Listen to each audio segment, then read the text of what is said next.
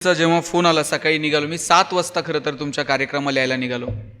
काल मुंबईवरनं उशिरा चंदननगरला येऊन मुक्काम केला आणि आळे फाट्याला बेले मार्गे आल्यानंतर आधी एक 10 मिनिट फक्त डुकला लागला आणि नारायणगावकडं ड्रायव्हरनं गाडी वळवायची तर तो संगमनेरकडे अर्धा पाऊण तास पुढे गेल्यानंतर मी गुरुजींचा फोन येत होता लवकर या. मी ड्रायव्हरला म्हटलं जरा फास्ट घे. त्यानं फास्ट संगमनेरपर्यंत गाडी घेऊन गेला. अर्ध्या तासानं डोळे उघडल्यानंतर लक्षात आलं की आयुष्यात फक्त वेग महत्त्वाचा नसतो, दिशाही महत्त्वाची असते.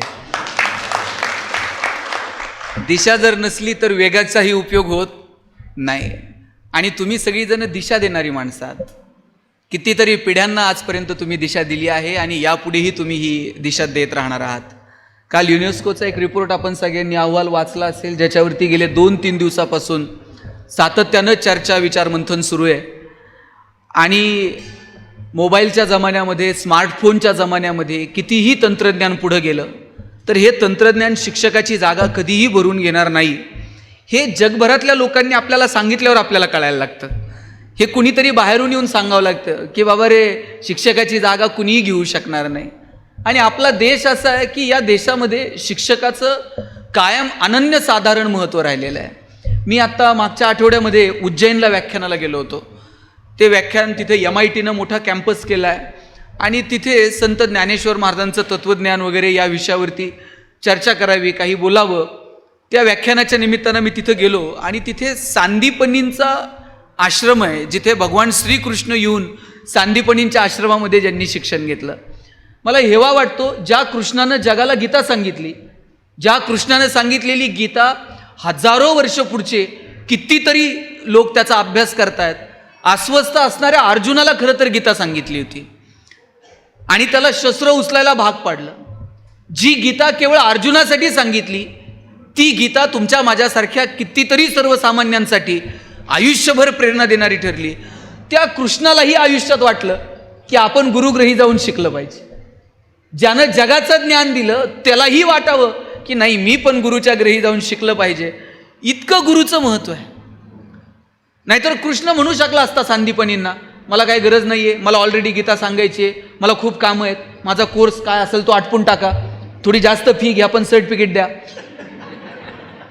पण कृष्ण असलं करत नाही. सुदामा ज्या आश्रमात शिकतो त्याच आश्रमामध्ये कृष्ण शिकतो. वशिष्ठ मुनींकडे जाऊन रामालाही शिक्षण घ्यावं लागतं. अयोध्येचा राजा आहे दशरथ, त्यालाही वाटतं की आपल्या मुलांनी जाऊन शिकावं. ज्या ज्ञानेश्वर महाराजांनी ज्ञानेश्वरीसारखा महान ग्रंथ प्राकृतमध्ये तुमच्या माझ्यासमोर मांडला, त्या ज्ञानेश्वर महाराजांचे वडील विठ्ठलपंत, त्यांचे आजी आजोबा गोविंदपंत आणि मीराबाई, त्यांनाही वाटतं की विठ्ठलपंतांनी पैठणला जावं. पैठण हे त्या काळचं मोठं विद्यापीठ होतं, तिथे जाऊन शिक्षण घ्यावं. शिक्षणाचं महत्त्व कालही होतं, आजही आहे आणि उद्याही असणार आहे. हा तंत्रज्ञान बदलत राहील. काळ्या रंगाचा फळा होता, त्याच्यावरती पांढऱ्या रंगाच्या खडूनं लिहावं लागत होतं. आता कदाचित हिरव्या रंगाचे फळे येतील, त्याच्यानंतर पांढऱ्या रंगाचे फळे येतील. खडूची जागा कदाचित तुमचा पेन घेईल. तंत्रज्ञान बदलत राहील. सारून घ्यावं लागत होतं शाळांमध्ये. मुली शनिवारी शेण मुलं गोळा करायचे, वर्गातल्या मुली सारून घ्यायच्या, बाई त्यांना मदत करत होत्या. प्रत्येक गोष्टीमध्ये बदल होत चाललेत. इन्फ्रास्ट्रक्चर बदलेल, AC क्लासरूम येतील, मुलं आता तुमच्या बेंचेसवरती बसायला लागतील. इन्फ्रास्ट्रक्चर बदलेल, तंत्रज्ञान बदलेल, सिलॅबस बदलेल, शिक्षणाच्या पद्धतीमध्ये बदल होईल. पण शिक्षकाचं महत्त्व मात्र कायम तेच राहणार आहे. शिक्षकाचं महत्त्व कधीही कमी होणार नाही. मी तुम्हाला ते वऱ्हाड निघालं लंडनला नाटक माहीत असेल. जगभरात त्या नाटकाचे प्रयोग झाले आणि देशपांडे, लक्ष्मण देशपांडेंनी जगभर प्रयोग केले. एका प्रयोगाला ते पत्नीसहित परदेशामध्ये गेले होते आणि तिकडून ज्यावेळेस ते निघाले त्यांच्याकडे त्यांच्या प्रवासाची तिकिटाची हार्ड कॉपी त्यांच्याकडे नव्हती. आणि मग तिथे एअरपोर्टवर गेल्यानंतर त्यांना तो फॉर्म भरून द्यायला लावला. ठीक आहे, तुम्ही बसू शकाल प्लेनमध्ये, पण हा एक फॉर्म भरून द्या. आणि त्या फॉर्ममध्ये त्यांचं नाव, जन्मतारीख, अमुक, ह्या सगळ्या गोष्टी आणि तुम्ही काय करता हा एक ऑप्शन होता. आणि ज्यावेळेस त्यांनी लिहिलं आय एम अ टीचर, त्या माणसानं सांगितलं इट्स ओके, तुम्हाला फॉर्म भरायची गरज नाही आहे, तुम्ही शिक्षक आहात, तुम्ही जाऊ शकता. ते म्हटले आयुष्यात मला शिक्षक असण्याचा एवढा अभिमान कधीच वाटला नव्हता, जेवढा मला जर्मनीवरून भारतातपर्यंत येण्यात वाटला. मी त्या विमानामध्ये असं आयटीत बसलो, yes I am a teacher, आणि काय रिस्पेक्ट आहे माझा. मला सांगितलं की तुम्ही फॉर्म भरायची गरज नाही, तुम्ही सन्मानानं बसू शकता. मी परत भारतात उतरलो. भारतात उतरल्यानंतर परत प्रोसेस सुरू झाली. त्यांनी मला फॉर्म भरायला सांगितला. मी त्यांना सांगतोय आय एम अ टीचर. ते म्हटले म्हणूनच भरा.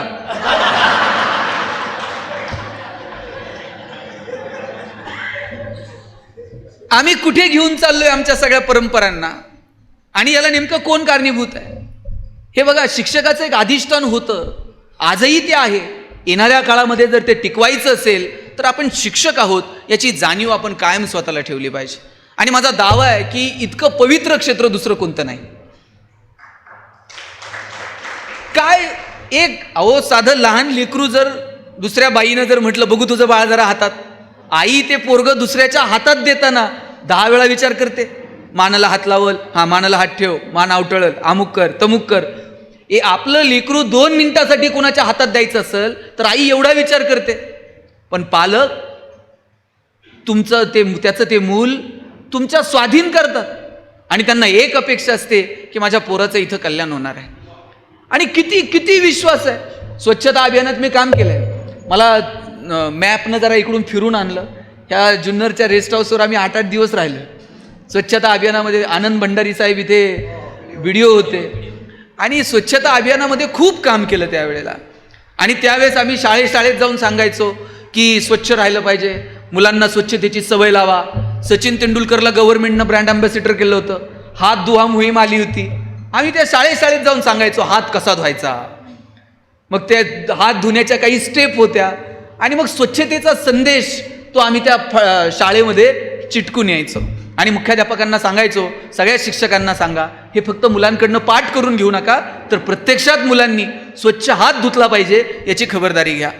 एक शिक्षिका होते, तिनं खूप मनावर घेतलं की नाही, हे नुसतं पाठ करून घ्यायचं नाही, मुलांनी प्रॅक्टिकली स्वच्छ राहिलं पाहिजे. त्या जेवणाच्या सुट्टीमध्ये त्या बाई बादली भरून आणायच्या, मग घेऊन यायच्या. जे हात धुत नाही त्याच्या हातावर स्वतः पाणी घालायच्या, हात धु. सगळा वर्ग आता हात धुवायला शिकलो होतं. पण गडबड अशी झाली, एकच पोरग हातच धुवायचं नाही. बाई म्हणायच्या सगळा वर्ग हात धुतोय, हे का धुत नाही? बाईंनी त्याच्या मागं लागून त्याला हात धुवायला शिकवलं.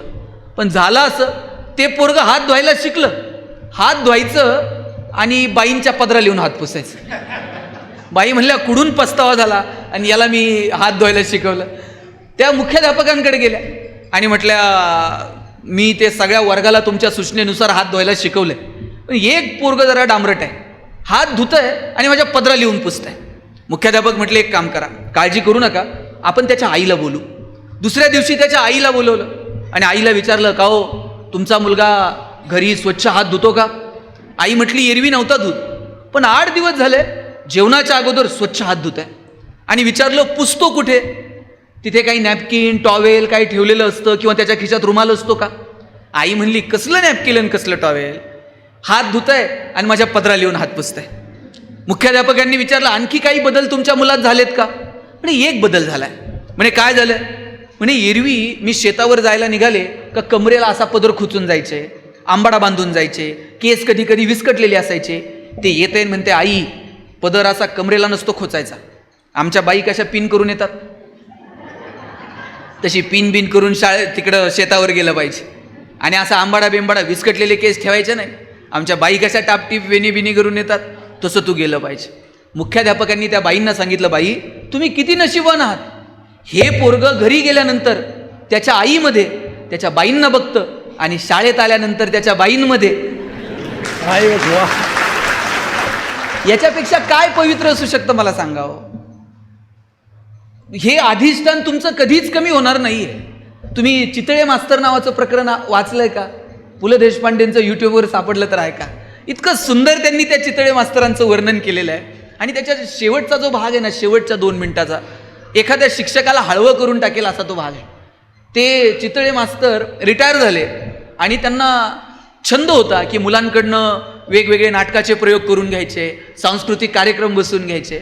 आणि चितळे मास्तरांना वाटलं की एखादं छानसं सभागृह आपल्या शाळेत असलं पाहिजे, आणि मग रिटायरमेंट नंतर सुद्धा शाळेमध्ये सभागृह असावं म्हणून ते निधी संकलन करत फिरत होते. आणि त्यांच्या अनेक विद्यार्थी मुंबईमध्ये वेगवेगळ्या क्षेत्रामध्ये कार्यरत होते. कोण मंत्रालयात होतं, कोण कुठे होतं, आणि मग ते सगळ्या विद्यार्थ्यांना भेटत होते. आणि त्यांची सवय होती, वर्गात शिकवल्यानंतर, वर्गात गेल्यानंतर ते चपला काढून ठेवायचे आणि मग शिकवायला सुरुवात करायची. आणि दुसऱ्या वर्गात जाताना चपला तिथंच ठेवून जायची. मग एखादं पोरगं ते चपला घ्यायचं आणि गुरुजींच्या मागं दुसऱ्या वर्गात घेऊन जायचं. गुरुजी म्हणायचे, अरे भरतानं 14 वर्ष रामाच्या पादुका सांभाळल्या, तुला माझ्या तासभर ठेवता आल्या नाही वर्गात. आणि असे चितळे मास्तरांचं वर्णन सुंदर पु ल देशपांडेंनी केलेलं आहे. आणि मग पुलं एका घरी जातात आणि त्याला सांगतात की असं असं आपण सुरू केलं आहे आणि मग तू त्याच्यासाठी काही मदत करशील का. एक दिवस त्या विद्यार्थ्याच्या घरी मुक्कामी थांबतात आणि मुक्कामी थांबल्यानंतर दुसऱ्या दिवशी जायला निघतात. नेहमीच्या सवयीप्रमाणे चितळे मास्तर वरच्या मजल्यावर तशाच चपला विसरून गाडीपर्यंत येतात. आणि मग विद्यार्थ्याच्या लक्षात येतं, मास्तर पुन्हा चपला विसरली. हा पळत पळत जातो, म्हणतो मास्तर थांबा, मी चपला घेऊन येतो.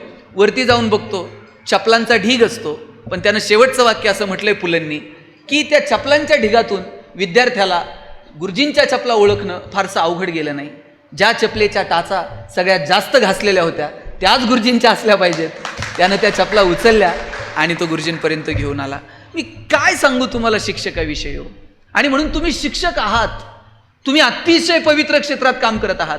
आणि त्यात आता तुम्ही सहकारी पतसंस्थेचे चेअरमन, संचालक, सभासद, तुम्ही सहकारातही आहात. या देशाला जर चांगल्या पद्धतीनं गरिबी आणि श्रीमंतीची दरी जर मिटवायची असेल, इथे जर सर्वसामान्य माणसाला काही मदत करायची असेल, तर सहकार सोडून दुसरा पर्याय उपलब्ध नाही. 1923ला तुमची स्थापना आहे. 1904ला भारतामध्ये सहकाराचा कायदा आला आणि सहकाराचा कायदा भारतात येण्याच्या अगोदरपासून सहकार चळवळ भारतामध्ये रुजली गेलेली आहे.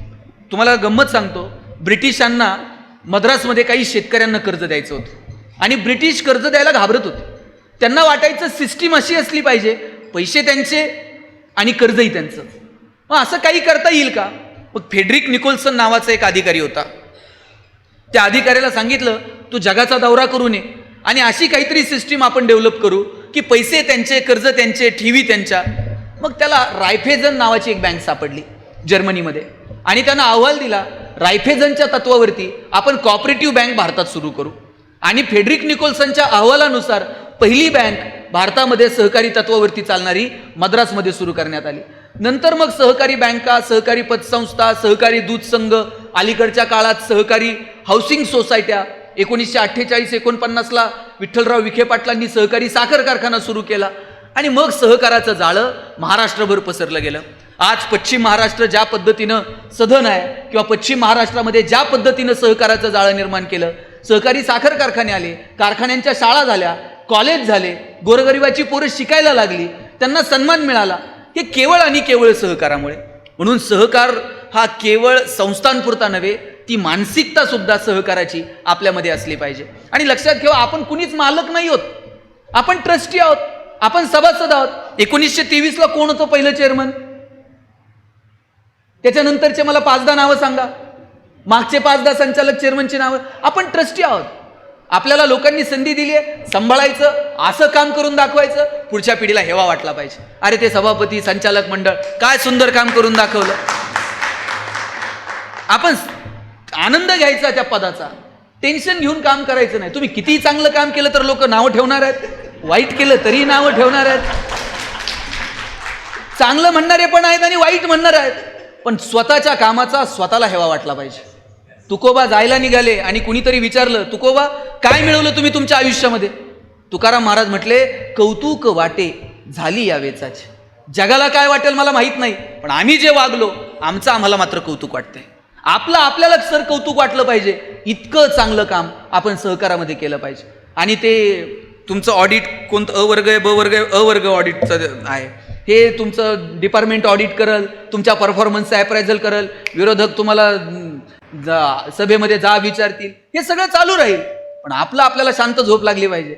आम्ही 5 वर्षात जे केलं मनापासून सभासदांच्या कल्याणासाठी केलं, हा भाव कायम तुमच्या मनामध्ये तुम्हाला असला पाहिजे. मला कौतुक वाटतं. मी शिक्षकाचा मुलगा आहे, शिक्षकांशी माझा अतिशय जवळून संबंध आलेला. काल परवा नगरच्या सहकारी प्राथमिक सहकारी बँकेनं, शिक्षकांच्या बँकेनं सहकार मेळावा घेतला होता, विखे साहेब वगैरे, मी त्या कार्यक्रमाला गेलो होतो. अनेक संस्थांशी जवळून संबंध आला. पण सभासदाला जर मृत्यू आला तर त्याला 30 लक्ष रुपये तुम्ही देता. म्हणजे एकीकडे कर्ज माफ करणं हे अनेक ठिकाणी आहे की सभासदाचं जर कर्ज असेल तर त्याला माफी, पण तो गेला तर त्याच्याविषयी कृतज्ञता बाळगून तुम्ही 30 लक्ष रुपये त्याला देता. याच्याबद्दल तुमचं कौतुक करावं तितकं कमी. त्या सभासदाचं योगदान, त्या सभासदाचं गेल्यानंतर त्याच्या कुटुंबावरती येणारी परिस्थिती, या सगळ्या गोष्टीचं आपण भान ठेवलं पाहिजे. आणि मी का म्हणतो माहिती आहे का, सहकाराची गरज आहे. कोणतेही वाद मिटवता येतील, पण गरिबी आणि श्रीमंती वाद जर सुरू झाला तर तो मात्र मिटवता येत नाही. त्यासाठी सहकारी चळवळ गरजेची आहे.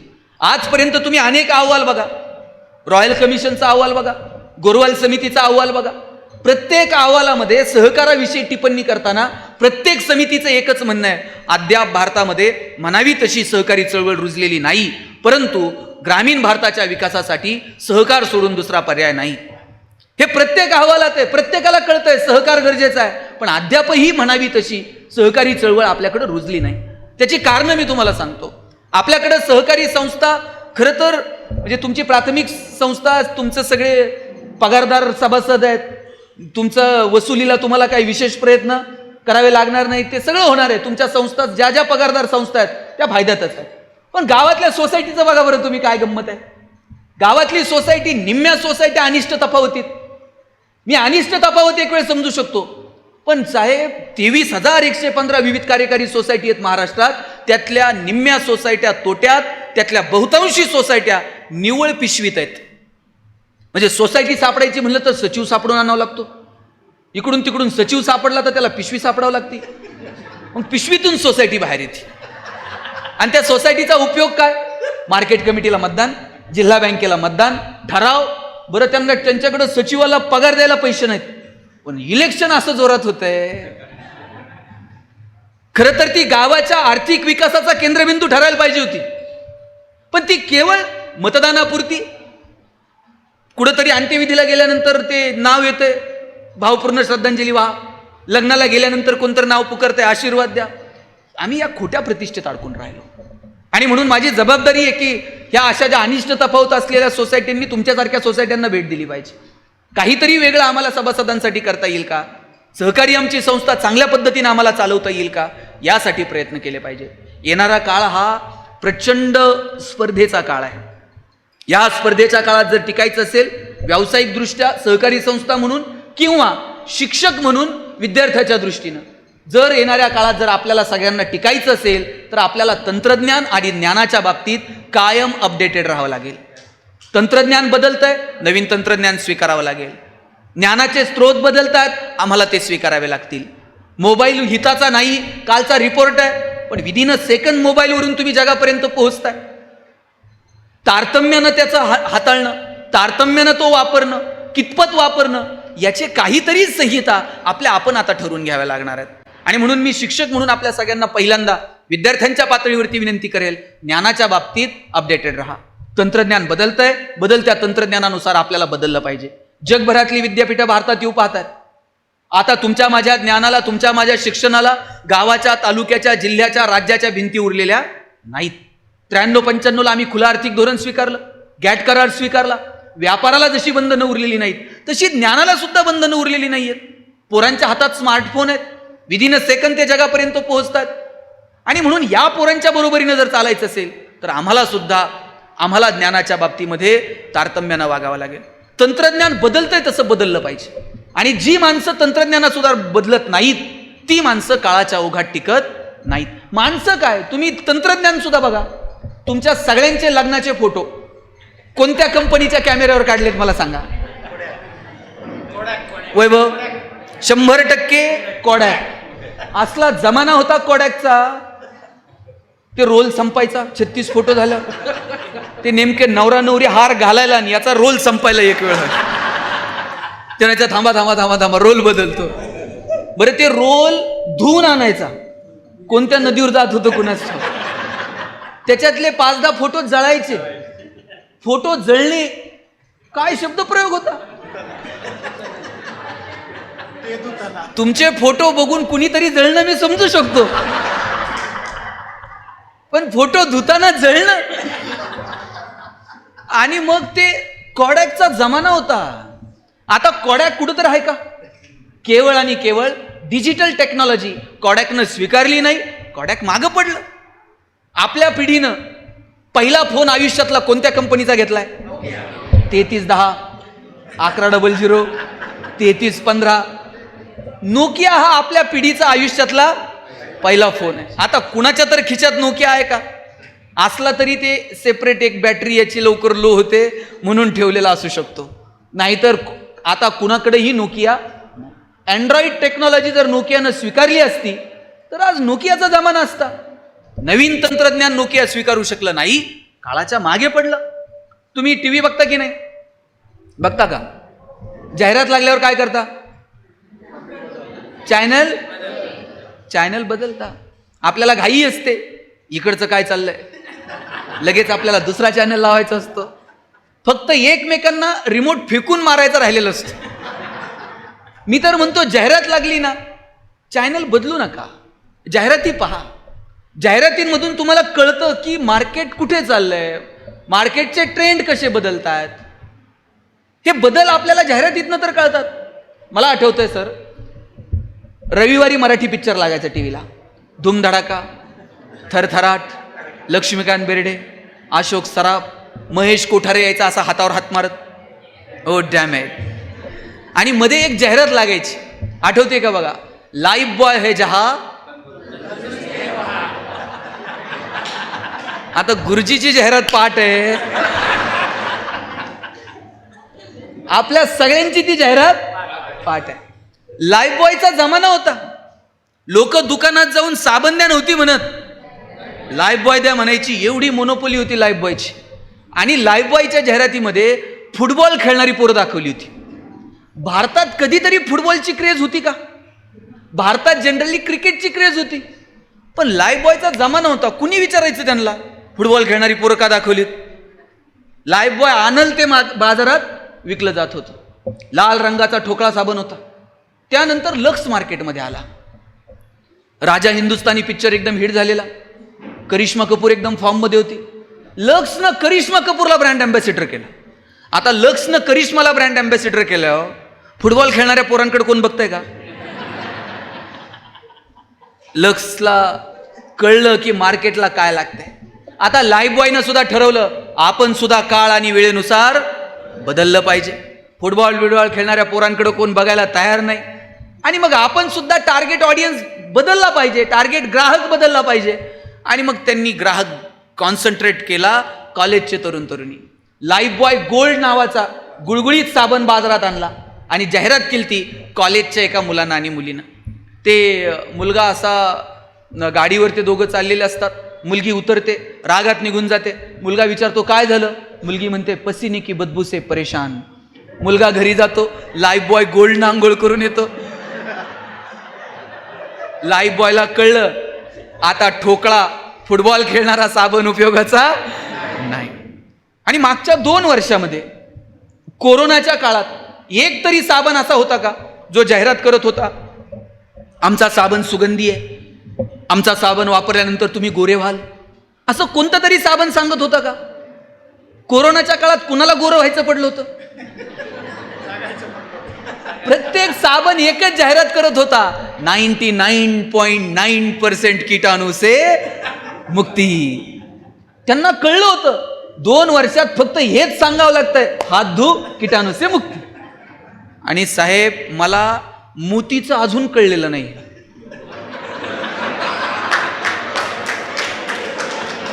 ते वर्षभर कुठं असतंय कुणाच ठाऊक, ते दिवाळीलाच येते. उठा उठा, त्यानं ठरवून घेतलंय वर्षभर प्रोडक्शन करायचं आणि मार्केट आपलं दिवाळीला कॅप्चर करायचं. गरीबातला गरीब आणि श्रीमंतातला श्रीमंत माणूस मोतीनं आंघोळ केल्याशिवाय त्याला दिवाळी साजरी केल्यासारखं वाटत नाही. आणि हे सगळं जाहिरातींनी बिंबवलंय. हो, कधीतरी आपल्याला वाटलं होतं का आपण जन्माला आलो कधी सॅरेलॅक, कॉम्प्लॅन, बोर्नव्हिटा होतं का? आता प्रत्येक आईला वाटतंय पोराची हाईट वाढली पाहिजे, कॉम्प्लॅन द्या म्हणते. हे जाहिरातींनी बिंबवलं. मला वाटतं की तुमच्या हातात जी मुलं आहेत ना, यांना फक्त नोकरीसाठी तयार करू नका, केवळ त्यांना मार्कांसाठी तयार करू नका. त्यांना समाज कळला पाहिजे, समाजातले प्रश्न कळले पाहिजे, मार्केट कळलं पाहिजे, उद्योग व्यवसाय कळला पाहिजे, समाजकारण राजकारण कळलं पाहिजे. नागरिकशास्त्र फक्त 20 मार्कांसाठी पोरांना शिकू नका. त्यांना राज्यघटना समजली पाहिजे, त्यांना मूलभूत तत्व समजली पाहिजेत, त्यांना देश त्यांचा वाटला पाहिजे, त्यांना त्यांची माती त्यांची वाटली पाहिजे. नोकरी आणि उदरनिर्वाह एवढाच शिक्षणाचा अर्थ नाही, हे पहिल्यांदा आपण समजून घेतलं पाहिजे. आम्ही आमच्या पोरांना फक्त नोकऱ्यांसाठीच तयार करतोय. आता तर पद्धत आली आहे 11वी 12वी कॉलेजलाच जायचं नाही, क्लासला ॲडमिशन घ्यायचं. आईबापानं पण सांगितलेलं आहे प्रॅक्टिकल काय करायचं नाही. 11वी 12वी नीट GEE हे एका परीक्षेसाठी तुम्ही फक्त पोरं तयार करतात. केवळ त्या गुणपत्रिकेला आलेली गुणांची सूज म्हणजे गुणवत्ता नाहीये. केवळ एका परीक्षेसाठी मुलांना तयार करू नका. त्या सगळ्याच्या पलीकडे जाऊन आता आमच्या तर एका मित्राच्या मुलाचा IITला नंबर लागला. परवा त्याचे वडील मला सांगत होते, अहो काय सांगायचंय, प्रत्येक क्लासवाला येतोय आणि त्याचं हे मागतोय, आम्ही त्याचा फोटो इथं लावू, त्या बदल्यात तुम्हाला कम्प्युटर देऊ, त्या बदल्यात तुम्हाला लॅपटॉप देऊ. रिझल्ट विकणारे आईबाप. त्या पोराला IIT करताना तुम्ही शिकवताय काय? रिझल्ट जर 10,000-20,000साठी जर तुम्ही एखाद्या क्लासला विकणार असाल, तुम्ही कोणत्या मानसिकतेत मुलांना घडवताय?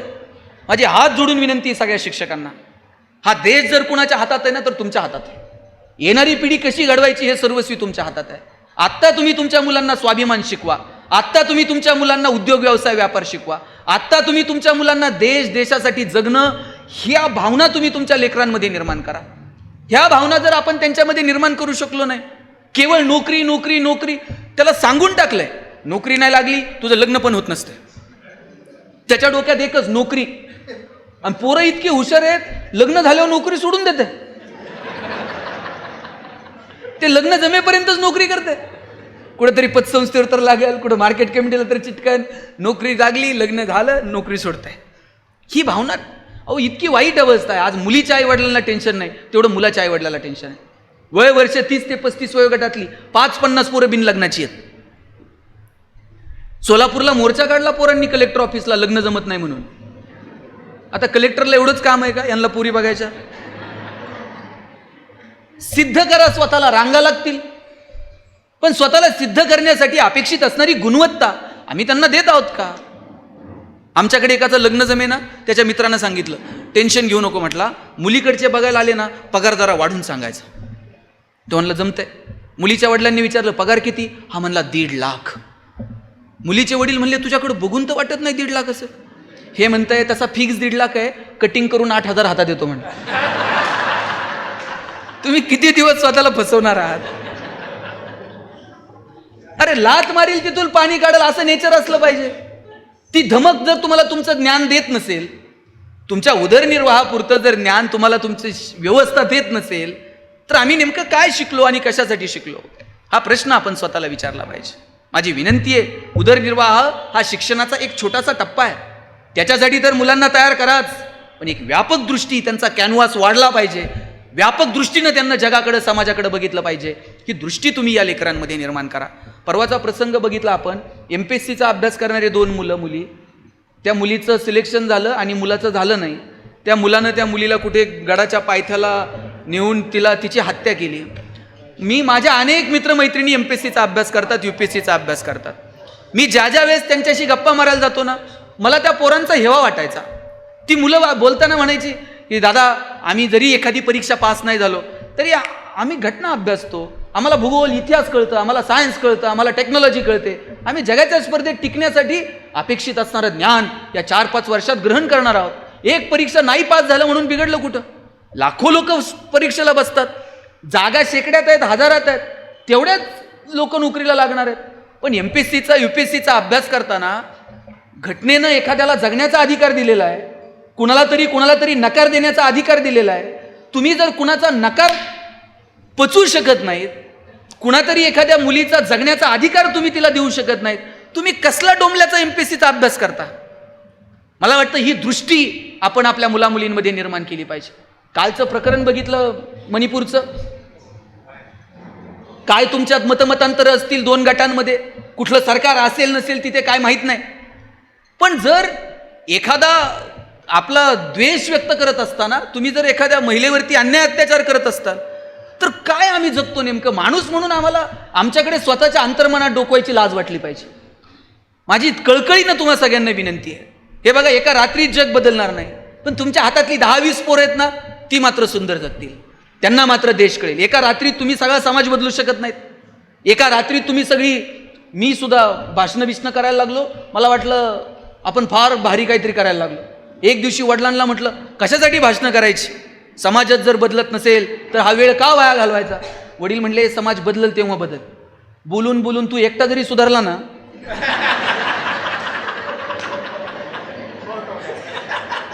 तरी आमच्या दृष्टीनं खूप मोठं झालं का.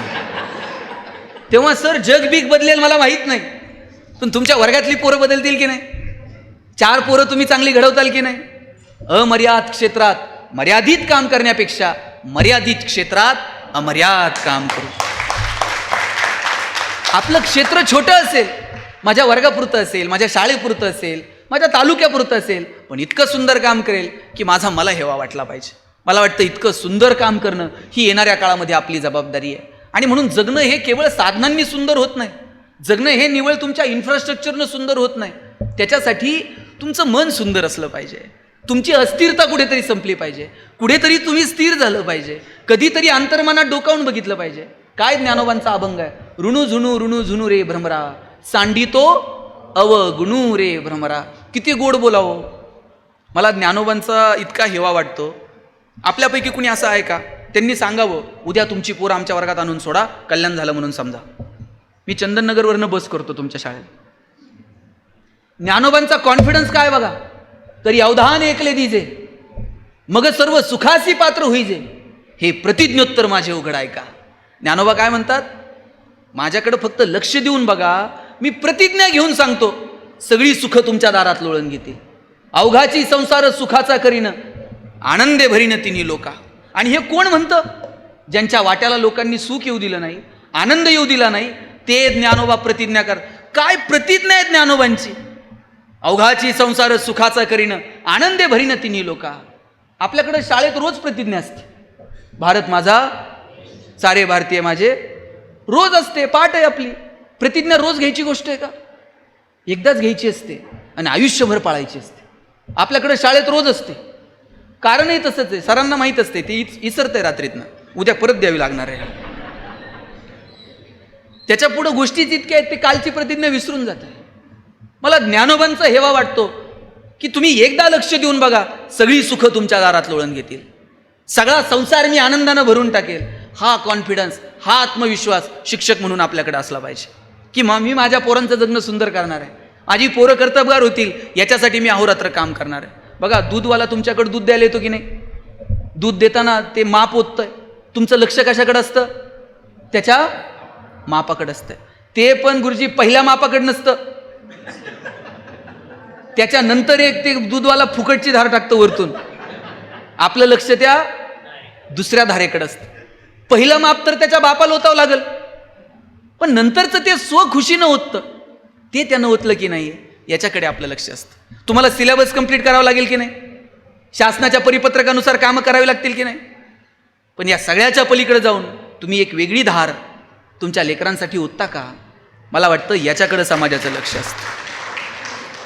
आणि समाजाच्या CCTV मध्ये आपण येऊ किंवा न येऊ माहीत नाही, पण वरतून एक CCTV मात्र 24 तास आपलं ऑब्झर्वेशन करत असतो. त्या CCTVतून कुणीही सुटत नाही. एक वेळ देव लय दयाळू आहे साहेब, ते माफ करून टाकल, पण कर्म दयाळू नाही. जगात कुणाच्या बापाला घाबरायचं नाही, घाबरायचं तर स्वतःच्या कर्माला घाबरायचं, कारण कधी ना कधी ते वसुलीला येतं.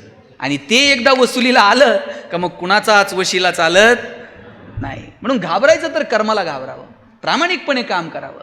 आपल्याला ज्या क्षेत्रात आपण आहोत त्या क्षेत्रासाठी स्वतःला झोकून द्यावं. समाजामध्ये आपली ओळख त्या क्षेत्रासाठी, त्या कामासाठी झाली पाहिजे. असं काम मला वाटतं येणाऱ्या काळामध्ये आपण केलं पाहिजे. आणि मी पुन्हा पुन्हा सांगतो, नोकरीच्या पलीकडे जाऊन तुम्ही तुमच्या मुलामुलींना विचार करायला लावा. त्यांच्यामध्ये बचतीची सवय निर्माण करा. एक शाळा आहे, त्या शाळेमध्ये त्यांनी एक बँक सुरू केली, शाळेतली बँक आहे. एका मुलाला त्यांनी मॅनेजर केलंय, एका मुलाला क्लर्क केलंय, कुणाला तरी अकाउंटंट केलंय. त्यांच्यामध्ये बचतीचे पासबुक तयार केलेत शाळेनं. ते मुलं त्यात 2 रुपये, 5 रुपये, 10 रुपये बचत खात्यात टाकतात. कुणाला कर्ज लागलं तर कर्जाचा फॉर्म भरून देतात. विड्रॉलचा फॉर्म भरायला लागली, त्यांना चेक डिपॉझिट करणं कळायला लागलं. सगळं खोटं खोटं आहे, पण शाळेमध्ये त्यांनी एक छोटीशी बँक सुरू केली आणि दर शनिवारी 1 तास फक्त बँक सुरू असते. त्या 1 तासामध्ये त्यांना व्यवहार कळायला लागले. अहो, कॉमर्समध्ये ग्रॅज्युएट झालेल्या पोराला बँकेत डीडी काढता येत नाही आज, पण पोरांना व्यवहार कळला. कर्जासाठी काय करावं लागतं, उद्योग व्यवसायासाठी काय करावं लागतं. त्या शाळेमध्ये त्या शिक्षकांनी आणखी एक उपक्रम राबवलाय. 6 महिन्यातनं एकदा बाजार भरतो. मुलं त्यांच्याकडे जे आहे, अनेक शाळांमध्ये आता ते होतं की ते मुलं काहीतरी घेऊन येतात. नफा मिळवण्यासाठी काय करावं लागतं, सकाळी उठून किती कष्ट करावे लागतात, एका रुपयाची किंमत पोरांना कळायला लागली. हिरोशिमा आणि नागासाकी उद्ध्वस्त झालं, पण परत जपान ताटमानेनं उभं राहिलं. का जपान ताटमानेनं उभं राहिलं? तिथल्या लिंबू टिंबू पोरांच्या जोरावरती जपान उभं राहिलं. त्या पोरांमध्ये उद्योजकता, व्यावसायिकता, देश निष्ठा हे नसानसत भरलंय त्यांच्या. मला वाटतं हे आम्हाला आमच्या लेकरांमध्ये निर्माण करावं लागेल. पोरांना उद्योग व्यापार कळला पाहिजे. मला सांगा, दुबईमध्ये काय होतं 84-85 पर्यंत? दुबईमध्ये फक्त तेलाचे पैसे होते. आज दुबई कुठे? जगातला सगळ्यात बिझिएस्ट एअरपोर्ट दुबई, जगातला सगळ्यात प्रॉफिएस्ट मॉल दुबई. तेलाचे पैसे होते, पण प्रॉपर वेनं तेलाचे पैसे युटिलाइज केले. आज जगात कुठल्या कुठे दुबई निघून गेलं. बुर्ज खलिफा म्हणून एक इमारत आहे, शेकडो मजले काही सेकंदात वर घेऊन जातात, खाली घेऊन येतात. लोक वर जाऊन खाली यायला हजारो रुपयाचं तिकीट काढतात. पर्यटनाच्या क्षेत्रात दुबई कुठच्या कुठे निघून गेलं. मग आम्ही आमच्या पोरांच्या समोर पर्यटन हा व्यवसाय म्हणून का ठेवू शकत नाहीत? जगभरातल्या लोकांना वाटलं पाहिजे शिवाजीराजांचं जन्मस्थळ आहे जुन्नर, आपण केलं पाहिजे. त्याच्यासाठी आवश्यक ती प्रमोशन, आवश्यक त्या ॲडव्हर्टायझिंगच्या स्ट्रॅटेजीज आम्ही वापरल्या पाहिजेत. मी जेजुरीला गेलो होतो. 2-4 पोरं जेजुरीगडाचे फोटो काढत होते. म्हटलं काय करता रे पोरांनो फोटो काढून? ते पोरगं मला म्हणते, दादा किती दिवस बॅनर लावायचे, चलो दुबई चलो सिंगापूर. म्हटलं मग? म्हणलं मी दुबईत बॅनर लावणार आहे, चलो जेजुरी. दुबईतली लोक जेजुरीत आणतो का नाही बघा म्हटलं. आणि म्हटलं ते येतील, तू करणार काय नाही म्हणला. खालून वर गडाव त्यांना पाय घेऊन जाणार, आणि एकदा का ते घामाघूम झाले मग त्यांना लेक्चर देणार किती कॅलरीज बर्न झाल्या. आणि रात्री म्हणला 2-2 हजार रुपये तिकीट काढून त्यांना जागरण गोंधळ ऐकायला लावतो का नाही बघा म्हटलं. हे आलं पाहिजे मुलांमध्ये. उद्योग व्यवसायाचे अनेक ऑप्शन आपण पोरांच्या समोर ठेवले पाहिजेत. कधीतरी गावातला एखादा साधा किराणा दुकानदार असेल त्याला शाळेत बोलवा, त्याच्याबरोबर मुलांचे इंटरॅक्शन करून घ्या. सुरुवातीला व्यवसाय केला, 5 डबे आणून मांडले होते, किती भांडवल लागलं, कुठून पैसे उपलब्ध केले, बँकेनं तुला कधी कर्ज दिलं, कर्ज देण्यासाठी तुला काय करावं लागलं, तुझा व्यवहार नीट ठेवावा लागला, सिबिल रेकॉर्ड नीट ठेवाल, हे पोरांना आत्तापासून सांगा. जिद्द बिद्द व्यवसायात लागते, पण रेकॉर्ड पण लागतं, व्यवहार पण नीट लागतो. आजच्या जमान्यामध्ये कोणता माणूस चांगला असा प्रश्न जर मला कोणी विचारला, या जातीतला, त्या धर्मातला, या गावातला, त्या देशातला, सापझोट. ज्याचा व्यवहार चांगला तो आजच्या जमान्यातला माणूस चांगला. तुकोबांनी सांगितलं, जोडून या धन उत्तम व्यवहारे. आमचा व्यवहार उत्तम असला पाहिजे. आणि माझे वडील तर मला सांगतात, वाईट मार्गाने मिळवलेलं धन म्हणजे प्रेतावरची फुलं आहेत, हसूही देत नाहीत आणि रडूही देत नाहीत. चांगल्या मार्गाने जेवढं कमवता येईल तेवढं कमवायचं आणि त्याचा आनंद घ्यायचा. काहींकडे ढिगा नाही, पण आनंद घ्यायला वेळ नाही. इतके बिझी काय करायचं मला कळत नाही. परवा एक जण मला म्हटलं श्वास घ्यायला वेळ नाही. म्हणलं सोडून दे, जगायचंय कशासाठी? श्वास घ्यायला जर वेळ नसेल तर. ढिगानं पैसे आहेत पण आनंद नाही. ते सेव्हिंग करणार, FD करणार, अमुक करणार, तमुक करणार, प्लॉट घेणार, कुठलं तरी LICचा एजंट होणार, काही करणार. पैशाला पैसे कमवा, पुरुषार्थ आहे, पैसे कमवायला कोण नाही, पण त्याचा आनंद पण घ्या. आमच्याकडे एक जण इतके पैसे आहेत त्याच्याकडं, पण आनंद नाही. आणि त्याच्या घरातले शिपाई हसत येते आणि हे कायम टेन्शनमध्ये तोंड बारीक करू. याला एक दिवशी वाईट वाटलं, म्हटला एवढे पैसे आहेत आपल्याकडे आनंद नाही. यानं बॅग भरली पैशाची आणि सगळी पैशाची बॅग घेऊन दुकानात गेला आणि दुकानदाराला म्हणला, अख्खी बॅग तुम्हाला ठेवा पण थोडा आनंद द्या म्हणले. दुकानदार म्हणला, आनंद विकत मिळत नाही बाबा. त्यांना तुमच्या दुकानात नसेल, दुसऱ्या दुकानात गेला. सगळ्या दुकानं पार पाड, एकाही दुकानात आनंद विकत मिळणार नाही. शेवटी एका महाराजांकडे गेला आणि म्हणला, महाराज अख्खी बॅग ठेवा, आनंद द्या. महाराज म्हणले, काय बॅगमध्ये? पैसे आहेत म्हटला. आणि चैन उघड. पठ्ठ्यानं चैन उघडली, आज सगळ्या 2-2 हजाराच्या नोटा. महाराज म्हणले, हरकत नाही, 30 सप्टेंबरपर्यंत 30 सप्टेंबरपर्यंत चालतात म्हटले. महाराज म्हणले आनंद पाहिजे, म्हणले हो. चैन लाव. चैन लावली बॅगची. डोळे झाक. मी सांगेल तोपर्यंत डोळे उघडायचे नाही. आनंदच आनंद म्हणले तुझ्या आयुष्यात. यानं डोळे झाकले. 5 मिनिटानं डोळे उघडले. बॅग नाही, महाराज नाही. महाराज थेट नगर. हे डोळे उघडून बघताय, महाराज नाही, बॅग नाही. इकडं तिकडं पळायला लागला, आरडाओरडा करायला लागला. महाराज गेले, बॅग घेऊन गेले. रस्त्यानं जाणार लोकांना विचारायचं महाराज बघितले का? लोक हसायची. म्हणला हे सगळं गाव महाराजाला सामील आहे, सगळ्यांनी मिळून मला फसवलंय म्हणला. शेवटी रडत रडत एका झाडाच्या खाली जाऊन बसला आणि रडता रडता त्याची नजर रस्त्याच्या पलीकडे गेली. रस्त्याच्या पलीकडे एक झाड होतं आणि त्या झाडाच्या खाली त्याला त्याची बॅग दिसली. बॅग दिसल्याबरोबर पळतच गेला. बॅग उचलली. बॅग उचलल्याबरोबर पहिल्यांदा काय केलं असेल त्यानं? चैन उघडली. चैन उघडून बघताय, पैसे जसेच्या तसे, एक नोट खालीवर नाही. चैन लावली, बॅग अशी छातीला कवटाळली आणि म्हटला एवढा आनंद मला माझ्या आयुष्यात कधी झाला नव्हता.